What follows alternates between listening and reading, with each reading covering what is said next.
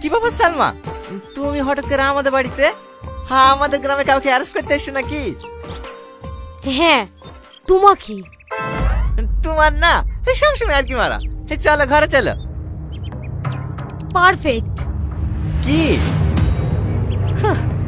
আর অভিনয় করতে হবে না, তোমার মুখোশ খুলে গেছে। You are under arrest.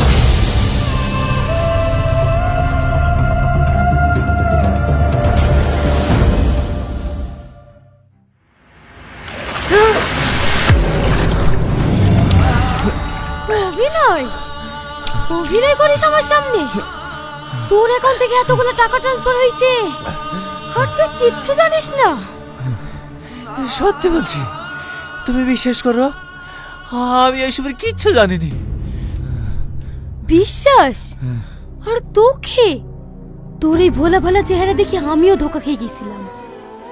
আমার একবারও মনে হয়নি তোর এই ভোলা ভালা চেহারার পিছনে একটা শয়তান লুকিয়ে আছে।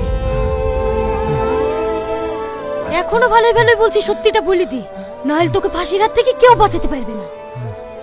আমি তোমাকে কত